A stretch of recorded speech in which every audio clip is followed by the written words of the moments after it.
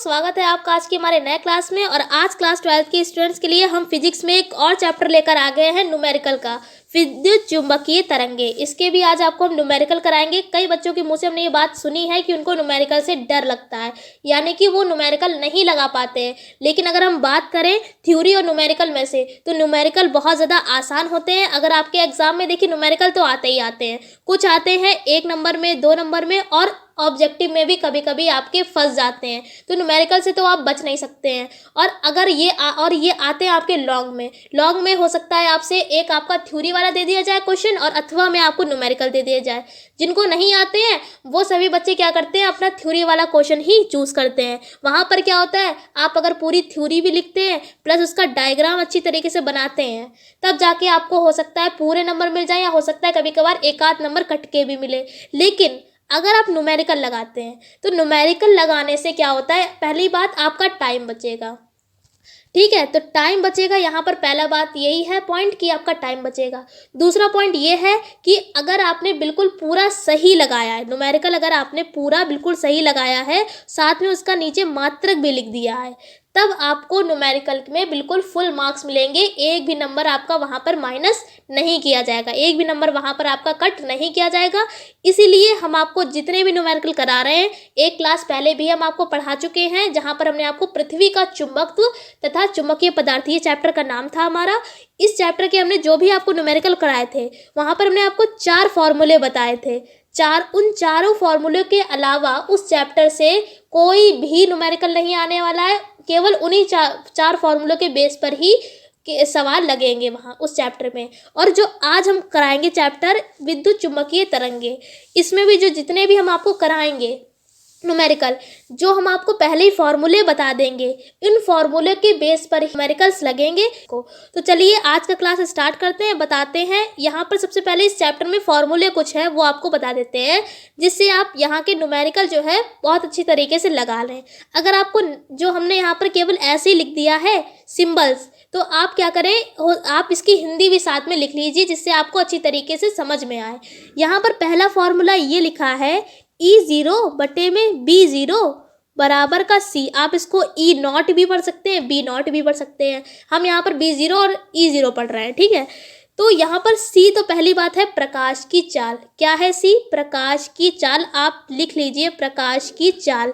अगर किसी सवाल में प्रकाश की चाल नहीं दे रखी होगी, तो हम प्रकाश की चाल कितनी यूज़ करेंगे, 3 × 10⁸ मीटर प्रति सेकंड। ये होती है प्रकाश की चाल। ये बहुत छोटे क्लास से पढ़ा दिया जाता है कि प्रकाश की चाल कितनी होती है, 3 × 10⁸। ये आप नोट कर लीजिए, 3 × 10⁸ प्रकाश की चाल होती है। इसको हम C से लिखते हैं। किससे लिखते हैं? C से। अब उसके बाद देखिए E फॉर होता है इलेक्ट्रिक फील्ड, यानी कि वैद्युत क्षेत्र की तीव्रता। क्या होता है? E फॉर इलेक्ट्रिक फील्ड, इसलिए E से लिखते हैं। क्या नाम है? वैद्युत क्षेत्र की तीव्रता। पूरा हमने यहाँ पर नहीं लिखा है, वैद्युत क्षेत्र की तीव्रता होती है, और 0 लगा है। इसका मतलब है ये दिया गया है इसका शिखर मान, ठीक है, शिखर मान। लेकिन यहाँ पर शिखर का यूज नहीं किया जाएगा, क्या किया जाएगा? आयाम, ठीक है। तो यहाँ पर E0 का मतलब है वैद्युत क्षेत्र का आयाम। यहाँ पर आप लिख लीजिए, E0 को है बोलेंगे वैद्युत क्षेत्र का आयाम।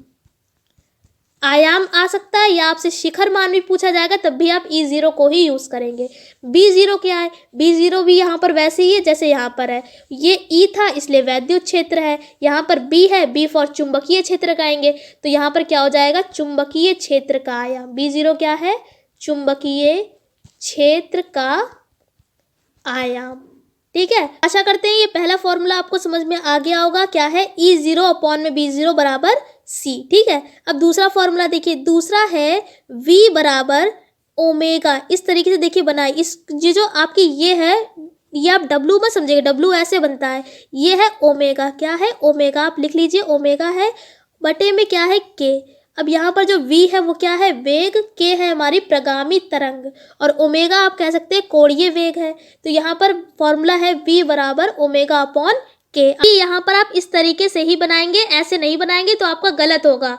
ये होता है V फॉर वेलोसिटी, यानी कि ये वेग वाला V है, तो आप इस तरीके से ही बनाएंगे। और ओमेगा भी आप ऐसे ही बनाएंगे, इस तरीके से नहीं बनाएंगे तो आपका ये गलत होगा तरीका। ये ओमेगा आपका इस तरीके से ही बनता है। तो आपको दूसरा फॉर्मूला क्या है, V बराबर ओमेगा अपॉन के। आशा करते हैं आपको ये भी समझ में आ गया होगा।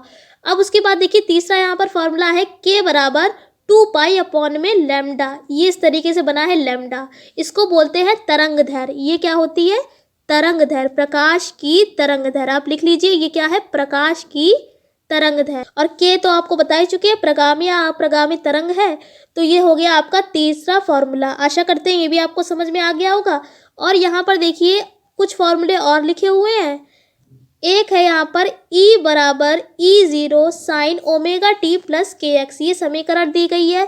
E0 अभी आपको ऊपर भी बता चुके हैं, ये है वैद्युत क्षेत्र का आयाम। और ओमेगा आपको पहले ही बता चुके हैं, कोणीय वेग है। टी यहाँ पर समय है, यहाँ पर इसकी यूज ही नहीं होगा। और के क्या है यहाँ पर, प्रगामी या अप्रगामी तरंग। और यहाँ पर ऐसे ही बी वाले में भी जो B0 है वो क्या है, चुंबकीय क्षेत्र की तीव्रता का आयाम। और बी क्या है, चुंबकीय क्षेत्र। और यहाँ पर ई क्या है, वैद्युत क्षेत्र। ये दो आपको समीकरणें दे दी गई हैं। सवाल जब आएगा तो आपको समझ में आ जाएगा कि किस तरीके से आप इस समीकरणों का यूज करेंगे। अगला फॉर्मूला देखिए, यू ई बराबर हाफ एप्सिलॉन नॉट E0। ये इस तरीके से बना है, इसको बोलते हैं निर्वात की वैद्युतशीलता। क्या है, निर्वात की वैद्युतशीलता। आप लिख लीजिए निर्वात की वैद्युतशीलता। इसका मान होता है 8.85 गुणे 10 की घात माइनस के 12, इसका मान होता है। अगर आपको ये कहीं नहीं दे रखा होगा सवाल में तो आप यही मान रखेंगे। और ई क्या है, हमारी वैद्युत क्षेत्र की तीव्रता है। और यू क्या है, ये देखिए ये जो फॉर्मूला लिखा है यू बराबर half epsilon not E0 sorry E², ये फॉर्मूला हम आपको प्रूव भी करा चुके हैं। आपने अगर संधारित्र वाला चैप्टर पढ़ा होगा, उसकी भी हमने पूरा अलग से चैप्टर अलग से पढ़ा रखा है। धारिता चैप्टर का नेम है, वैद्युत धारिता, वो चैप्टर अलग से है, उसमें इसका प्रूवमेंट भी हमने आपको कराया है। तो यहाँ पर ई इसलिए लिखा है क्योंकि ये वैद्युत क्षेत्र की बात करी गई है। यू फॉर होता है ऊर्जा घनत्व। यू फॉर क्या है यहाँ पर, ऊर्जा घनत्व। ठीक, यहाँ पर लिख देते हैं ऊर्जा घनत्व। और यहाँ पर ई लगा छोटा सा, इसका मतलब है वैद्युत क्षेत्र का ऊर्जा घनत्व। उसके बाद देखिए जो दूसरा फॉर्मूला है उसमें UM लिया गया है। क्या लिया गया है, UM लिया गया है। M का मतलब होता है चुंबकीय क्षेत्र, M का मतलब मैग्नेटिक फील्ड, यानी कि ऊर्जा घनत्व किसका हो जाएगा, मैग्नेटिक फील्ड का हो जाएगा, यानी चुंबकीय क्षेत्र का ऊर्जा घनत्व। ई लगा है तो वैद्युत क्षेत्र का ऊर्जा घनत्व, और M अगर लिखा है तो चुंबकीय क्षेत्र का ऊर्जा घनत्व। और देखिए इसी के फॉर्मूले से ये M वाला भी बना है, यानी चुंबकीय क्षेत्र का भी बना है। हाफ 1/2 जैसे था उसको वैसे ही रहने दिया। यहाँ पर E² है, यानी कि वैद्युत क्षेत्र की तीव्रता है। चुंबक के लिए हम यहाँ पर चुंबकीय क्षेत्र की तीव्रता ले लेंगे, यानी कि B²। एप्सिलॉन की जगह पर हम μ0 ले लेंगे। देखिए इस तरीके से बना है μ0, इसको बोलते हैं μ0। और इसका मान होता है 4 पाई गुणे में 10 की पावर -7, ये होता है इसका मान। और एप्सिलॉन 0 का भी हम आपको बता चुके हैं। ये सारी चीज़ें नोट करते चलिए, आपको सवालों में काम आने वाली हैं, जितनी भी अभी हमने आपको बताया है। ठीक है, अब ये तो हो गया आपके, एक फॉर्मूला और बचा है N बराबर C/V। ये भी फॉर्मूला हम आपको पढ़ा चुके हैं जब हमने आपको प्रकाश वाले लाइट चैप्टर के कराए थे डेरिवेशंस, उसमें हमने आपको पढ़ाया था N बराबर C/V।